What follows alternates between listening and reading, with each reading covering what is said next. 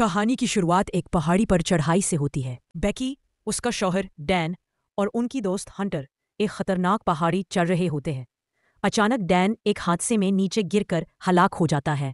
یہ واقعہ بیکی کی زندگی تباہ کر دیتا ہے۔ وہ ڈپریشن، تنہائی اور شراب نوشی میں ڈوب جاتی ہے، یہاں تک کہ اپنے والد سے بھی دور ہو جاتی ہے۔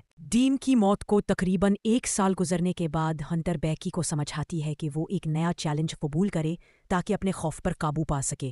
ہنٹر اسے ایک پرانا اور ٹوٹا پھوٹا ٹی وی ریڈیو ٹاور دکھاتی ہے جو تقریباً 2000 فٹ 610 میٹر لمبا ہے۔ ہنٹر کہتی ہے کہ اگر وہ اس ٹاور پر چڑھیں اور وہاں ڈین کی راکھ کو اڑائے تو شاید بیکی کے دل کو سکون ملے۔ بیکی پہلے انکار کرتی ہے مگر آخرکار مان جاتی رہے۔ دونوں ٹاور پر چڑھنا شروع کرتی ہے۔ نیچے زنگ آلود سیڑھیاں، ڈھیلے بولٹ اور ٹوٹے ہوئے پیچ ہوتے ہیں، مگر وہ ہمت کر کے اوپر پہنچ جاتی ہیں۔ وہاں سے منظر شاندار ہوتا ہے، بادلوں سے اوپر کا نظارہ۔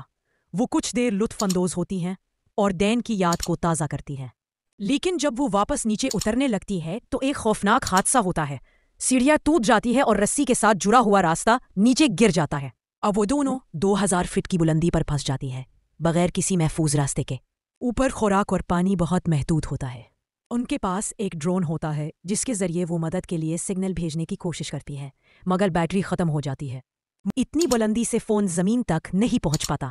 وقت گزرتا جاتا ہے اور دونوں کی حالت خراب ہونے لگتی ہے۔ اسی دوران ایک راز کھلتا ہے۔ بیکی کو پتا چلتا ہے کہ ہنٹر کا ڈین کے ساتھ خفیہ رشتہ تھا۔ یہ انکشاف بیکی کو مزید توڑ دیتا ہے، لیکن زندہ رہنے کی جدوجہد انہیں ساتھ رکھتی ہے۔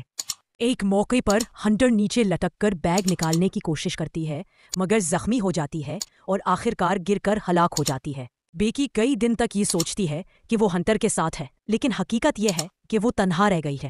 اس کا دماغ بھوک اور پیاس کی وجہ سے ہذیانی کیفیت میں چلا جاتا ہے۔ بیکی زندہ رہنے کے لیے ایک بہادری کا قدم اٹھاتی ہے۔ وہ ہنٹر کے جسم اور اس کے جوتے کے اندر موبائل رکھ کر اسے نیچے پھینکتی ہے تاکہ کوئی فون دیکھ کر پولیس کو اطلاع دے سکے۔ کچھ وقت بعد بیکی کے والد آتے ہیں اور ریسکیو ٹیم اسے زندہ نکال لیتی ہے۔